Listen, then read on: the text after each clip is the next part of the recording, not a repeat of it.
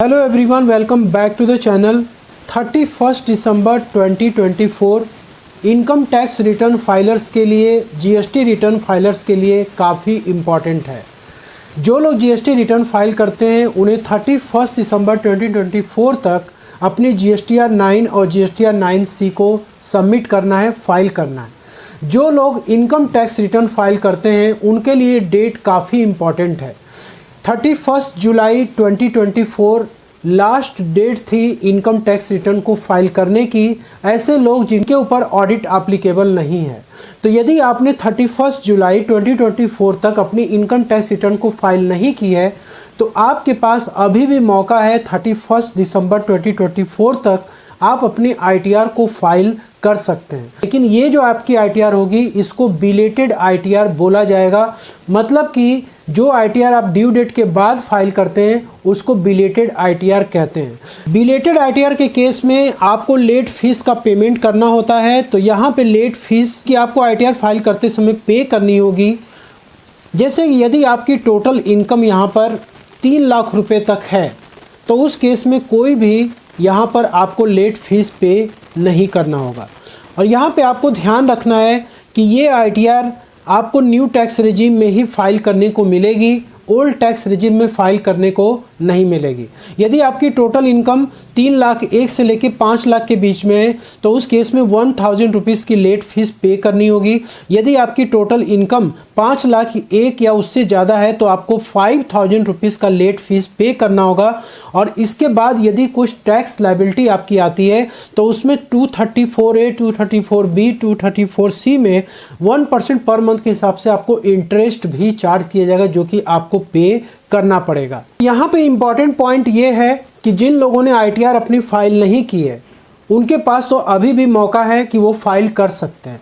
लेकिन ऐसे लोग जिन्होंने अपनी आईटीआर को 31 जुलाई के पहले फाइल किया था और वो अपनी आईटीआर को रिवाइज करना चाहते हैं तो क्या वो रिवाइज कर सकते हैं? Answer is yes. आप उस आईटीआर को रिवाइज कर सकते हैं, लेकिन आपको न्यू टैक्स रेजिम और ओल्ड टैक्स रेजिम का विशेष ध्यान रखना है।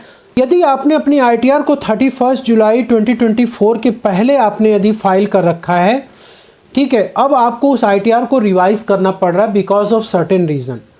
मान लीजिए कि आपने 31 जुलाई के पहले अपनी ओरिजिनल आईटीआर को न्यू टैक्स रेजिम में आपने फाइल किया था, तो 31 जुलाई के बाद आप अपनी आईटीआर को ओल्ड टैक्स रेजिम में रिवाइज नहीं कर पाएंगे, आपको न्यू टैक्स रेजिम में ही रिवाइज करना पड़ेगा। बहुत सारे लोग ऐसे हैं जो कि अपनी आईटीआर को 31 जुलाई के पहले फाइल किए थे और अब वो रिवाइज करने जा रहे हैं तो वो ओल्ड टैक्स रेजिम में रिवाइज कर रहे हैं तो उनको एरर का मैसेज शो कर रहा है। तो इसलिए आप ओल्ड टैक्स रेजिम में ना रिवाइज करें, क्योंकि 31 जुलाई के बाद जो इनकम टैक्स पोर्टल है वो by default new tax regime ही ले रहा है। आप ओल्ड टैक्स रेजिम में आईटीआर को फाइल नहीं कर सकते। इसके बाद यहाँ पे यदि आपने ओल्ड टैक्स रेजिम में पहले आपने फाइल किया था तो अब रिवाइज करते समय आप न्यू टैक्स रेजिम और ओल्ड टैक्स रेजिम दोनों में ही रिवाइज कर सकते हैं। एक नॉर्मल क्वेरी जो आप लोग के द्वारा ज़्यादातर पूछा जा रहा है कि ऑनलाइन गेमिंग की रिफंड मिलेगी कि नहीं मिलेगी, क्रॉसवर्ड पजल्स, लॉटरी की, income from crypto, short term long term capital gains adjust हो पाएगा कि नहीं हो पाएगा। देखिए यहाँ पर आपको विशेष ध्यान रखना है कि आप ओल्ड टैक्स रेजिम को फाइल करें या न्यू टैक्स रेजिम में अपनी आईटीआर को आप फाइल कर रहे हैं, ठीक है।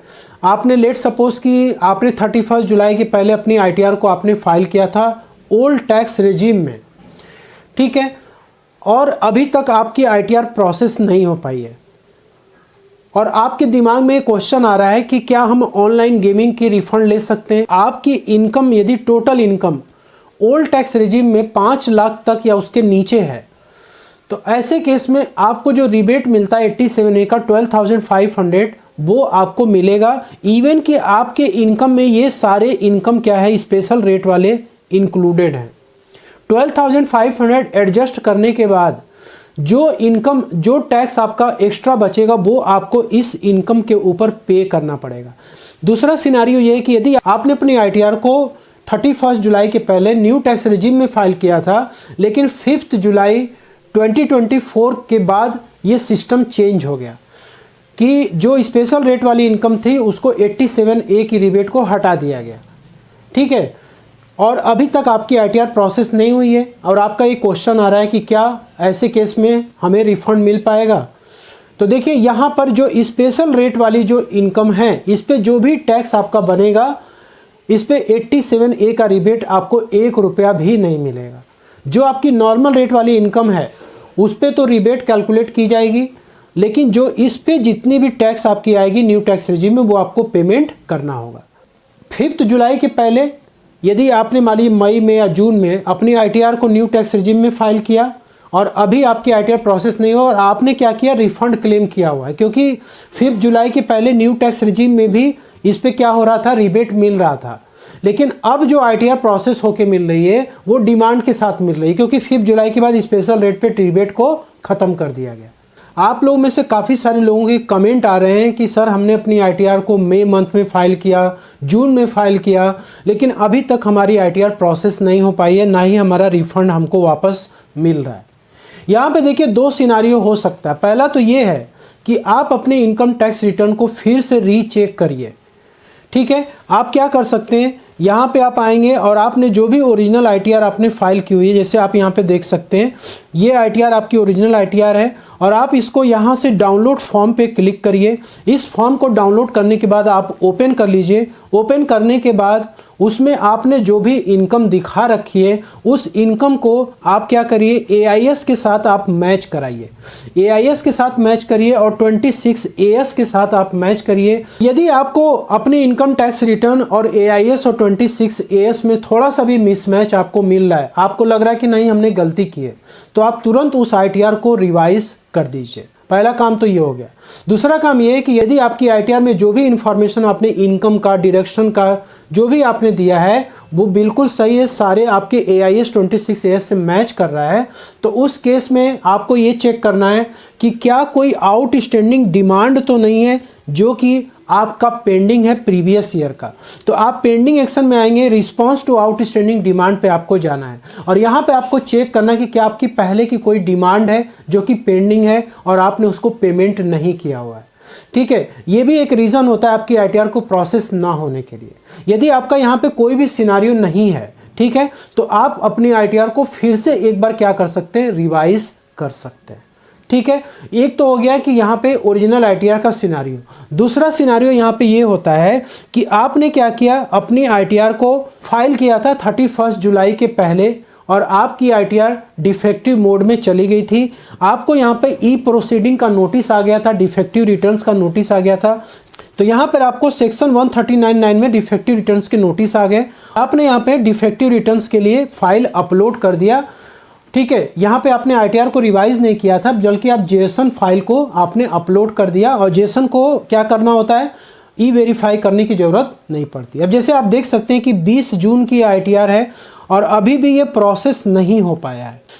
तो देखिए इस तरीके का यदि सिनारियो है, ठीक है, तो आप क्या करिए, अपनी ITR को फिर से रिवाइज कर दीजिए। यहाँ पे जो डाटा आपने दिया था सेम डाटा आप रिवाइज ITR में आप जो है उसको इंटर कर दीजिए। तो देखिए यहाँ पर ये जून की ITR थी जो कि डिफेक्टिव मोड में फाइल की, लेकिन वो प्रोसेस नहीं हुआ और 20 दिसंबर के डेट को इस ITR को फिर से रिवाइज किया गया और ये ITR क्या हो चुकी है दोस्तों, सक्सेसफुली प्रोसेस हो चुकी है। ठीक है, तो यहाँ पर ये पोर्टल इस तरीके की गलती कर रहा है। बहुत सारे लोगों के रिटर्न्स अभी भी फंसे हुए हैं, लोग अपनी ITR को कई बार रिवाइज कर रहे हैं। तो ऐसी ITR भी जल्दी प्रोसेस नहीं होती है, इसलिए आप इसको ध्यान से समझ लीजिए। आपको अपनी ITR को रिवाइज करने का प्रॉपर रीज़न होना चाहिए। आप बहुत कर सकते हैं, 1 बार या 2 बार अपनी ITR को रिवाइज कर सकते हैं। वैसे रिवाइज करने के लिए कोई लिमिट नहीं है, लेकिन जब गलती हो तब आप रिवाइज करिए तो बेहतर है।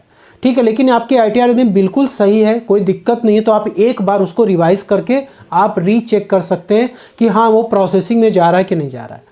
ठीक है, तो यहाँ पे क्या है कि आपकी ITR क्यों ज़्यादातर टाइम ज़्यादा ले रही है एक्चुअल टाइम के मुकाबले। पहली बात ये कि यदि आपकी ITR high risk management process के तहत सेलेक्ट की गई है, जिसमें हाई वैल्यू के डिडक्शन और एग्जेम्पशंस ITR में आपने क्लेम किया हुआ है और रिफंड का केस बन रहा है, तो यहाँ पर आपकी ITR की प्रॉपर रीचेकिंग हो रही होगी, जिसकी वजह से डिले हो रहा है। दूसरा, मैंने बताया था आपकी ITR यदि डिफेक्टिव हो जाती है और आपने ITR को करेक्ट कर दिया या रिवाइज कर दिया तो ऐसे केस में भी टाइम लग रहा है। ठीक है। लेकिन मई और जून की जो ITR है या जुलाई में भी आपने फाइल किया दी, वो अभी तक प्रोसेस नहीं हो तो आप उसको रिवाइज करके एक बार चेक कर सकते हैं, जो कि मैंने आपको भी एग्जाम्पल दिखाया। कई बार क्या होता है, ओरिजिनल ITR की प्रोसेसिंग कंप्लीट हो जाती है और कुछ रीज़न की वजह से उसमें डिमांड की लायबिलिटी आ जा रही है, तो आप यदि उस ITR को रिवाइज करेंगे तो उसमें भी प्रोसेसिंग में टाइम लग सकता है। और जैसे मैंने बताया आउटस्टैंडिंग डिमांड प्रीवियस ईयर का, तो ये भी एक केस हो सकता है। तो दोस्तों यहाँ पर एक चीज़ और ध्यान देना है कि ITR को प्रोसेस करने की जो लास्ट डेट है वो 31 दिसंबर 2025 है इनकम टैक्स डिपार्टमेंट के पॉइंट ऑफ व्यू से। तो डिपार्टमेंट कभी भी आपकी ITR को प्रोसेस कर सकता है। यदि आपकी ITR बिल्कुल 100% सही है तो आप इंतज़ार कर सकते हैं, अदरवाइज आप एक बार रिवाइज करके देख सकते हैं। तो अभी के लिए इतना ही इस वीडियो में। आशा करता हूँ कि आपको ये सारी क्वेरी का आंसर मिल गया होगा। तो मिलते हैं नेक्स्ट वीडियो में। Thank you so much for watching this video.